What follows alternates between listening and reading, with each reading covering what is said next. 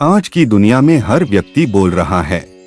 कोई स्वयं को सही साबित करने में लगा है, कोई बहस जीतने में, तो कोई दूसरों को नीचा दिखाने में। लेकिन इतिहास गवाह है कि संसार को बदलने वाले लोग हमेशा सबसे अधिक बोलने वाले नहीं थे। क्या कारण है कि ऋषिमुनि मौन धारण करते थे? क्यों भगवान श्री कृष्ण ने श्रीमद् भगवद गीता में मौन को अपनी विभूति बताया? आचार्य चाणक्य ने क्यों कहा कि बुद्धिमान व्यक्ति अधिक मौन रहता है? क्या मौन केवल चुप रहने का नाम है या यह मनुष्य की सबसे बड़ी आंतरिक शक्ति है? आज की इस वीडियो में हम इन्हीं प्रश्नों के उत्तर खोजने का प्रयास करेंगे और अंत में मैं आपको ऐसी दो रोचक कहानियां सुनाऊंगा जो शायद आपका मौन को देखने का दृष्टिकोण हमेशा के लिए बदल दे। इसलिए इस वीडियो को अंत तक अवश्य देखें। आइए और अधिक समय न लेते हुए वीडियो को आरंभ करते हैं।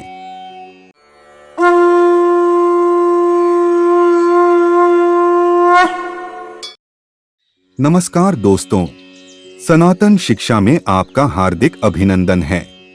मित्रों, आज का युग शोर शराबे का युग है।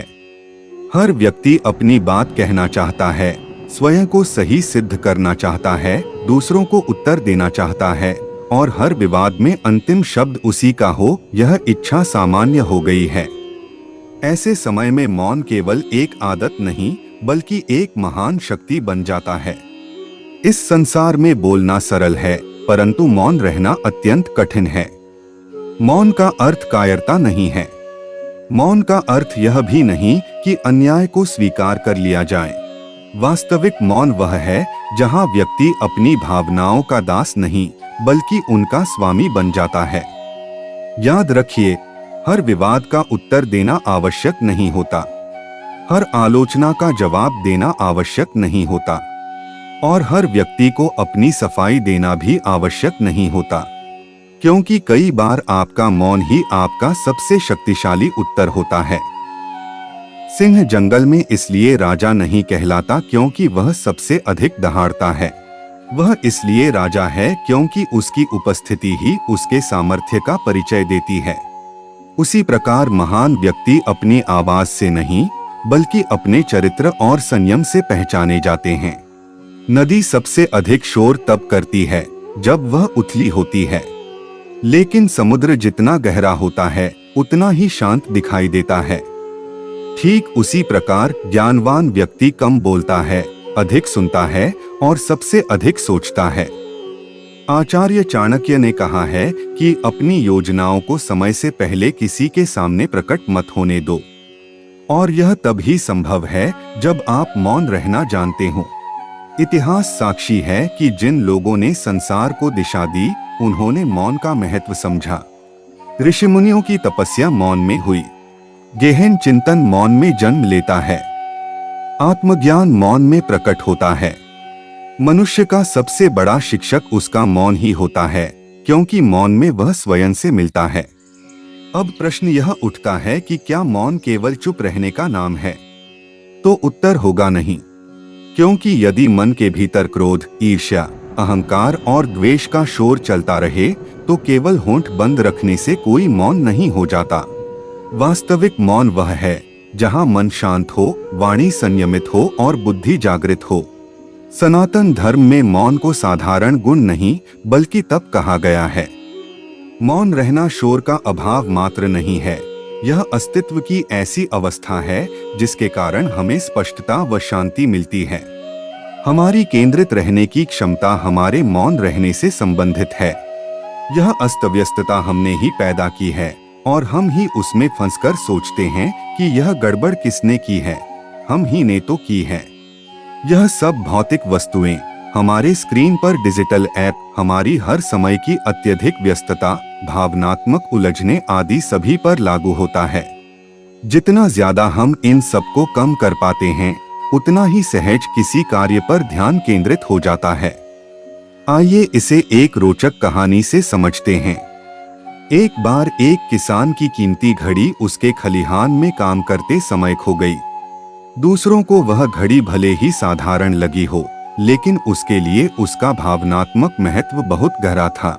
भूसे के ढेर में काफी देर तक ढूंढने के बाद बूढ़ा किसान थक गया। फिर भी थके हुए किसान ने अपनी घड़ी की तलाश नहीं छोड़ी और खलिहान के बाहर खेल रहे बच्चों के एक समूह से मदद मांगी। उसने अपनी प्यारी घड़ी ढूंढने वाले को आकर्षक इनाम देने का वादा किया। इनाम के बारे में सुनकर बच्चे जल्दी से खलिहान के अंदर गए और घड़ी ढूंढने के लिए भूसे के पूरे ढेर की छानबीन करने लगे। भूसे में घड़ी ढूंढते ढूंढते काफी देर हो गई। कुछ बच्चे थक गए और उन्होंने तलाशी छोड़ दी। घड़ी ढूंढने वाले बच्चों की संख्या धीरे धीरे कम होती गई और अंत में कुछ ही थके हुए बच्चे बचे रह गए। किसान ने भी घड़ी मिलने की उम्मीद छोड़ दी और खोज बंद कर दी। जब किसान दरवाजा बंद कर रहा था, तभी एक छोटा लड़का उसके पास आया और उससे एक और मौका देने की विनती की। किसान घड़ी ढूंढने का कोई भी मौका नहीं छोड़ना चाहता था, इसलिए उसने उस छोटे लड़के को खलिहान में ही छोड़ दिया। थोड़ी देर बाद छोटा लड़का घड़ी हाथ में लिए बाहर आया। किसान खुशी से आश्चर्यचकित हुआ और उसने पूछा कि जब बाकी सब, यहाँ तक कि वह खुद भी घड़ी पाने में असफल रहे, तो इस लड़के ने घड़ी कैसे हासिल कर ली। लड़के ने जवाब दिया, मैं बस वहीं बैठा घड़ी की टिक टिक सुनने की कोशिश कर रहा था। मौन होकर इसे सुनना और आवाज की दिशा में खोज करना बहुत आसान था। किसान को घड़ी पाकर बहुत खुशी हुई और उसने शर्त के अनुसार छोटे लड़के को इनाम दे दिया। शांत मन उत्तेजित मन से बेहतर सोच सकता है, इसलिए कभी कभी अपने मन को कुछ मिनटों की शांति दें। शांतिपूर्वक लिया गया फैसला कभी दुखदाई नहीं होता। आइए एक अन्य कहानी को भी सुनते हैं। एक मछुआरा तालाब के किनारे कांटा डालकर काफी देर तक बैठा रहा, लेकिन एक भी मछली नहीं फंसी। जब उसने पानी में झांका तो देखा कि उसके कांटे के आसपास तो कई मछलियां थीं, फिर भी कोई चारा नहीं खा रही थी। तभी वहां से गुजर रहे एक व्यक्ति ने कहा, कुछ समय पहले यहाँ एक संत ने मौन का महत्व समझाया था।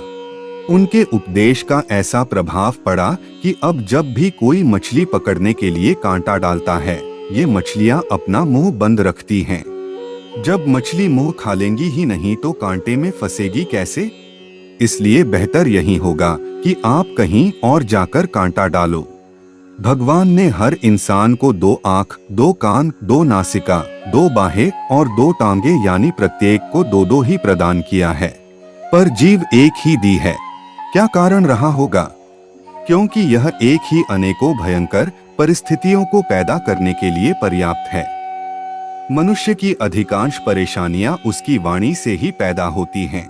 इसलिए बोलने से पहले सोचें और जहां आवश्यक हो मौन को अपनाएं। संत ने कितनी सही बात कही कि जब मुंह खोलोगे ही नहीं तो फंसोगे कैसे। अगर इंद्रियों पर संयम करना चाहते हैं तो इस जिह्वा पर नियंत्रण कर ले, बाकी सब इंद्रियां स्वयं नियंत्रित रहेंगी। दोस्तों, यह तो था मौन का महत्व, परंतु अब प्रश्न यह उठता है कि दैनिक जीवन में मौन का अभ्यास कैसे किया जाए। इसके लिए सबसे पहले समय तय करें। दिन में कम से कम 15 से 30 मिनट के लिए पूरी तरह मौन रहें। इस दौरान फोन या सोशल मीडिया का भी उपयोग न करें। दूसरा, सोच समझकर बोलें। जब भी बोलें, खुद से पूछें, क्या मेरा बोलना यहाँ सच में जरूरी है? अगर जरूरी न हो तो मुस्कुराकर चुप रहें। प्रकृति के साथ जुड़े, शांत रहकर सुबह या शाम के समय पौधों, आकाश या पक्षियों को देखें। यह आपके मन को अंदर से मौन करने में मदद करेगा। अंत में केवल इतना ही कि कम बोलिए, गहराई से सोचिए, श्रेष्ठ कर्म कीजिए और अपने मौन को अपनी सबसे बड़ी शक्ति बनाइए, क्योंकि संसार अंततः शब्दों को नहीं, चरित्र को याद रखता है।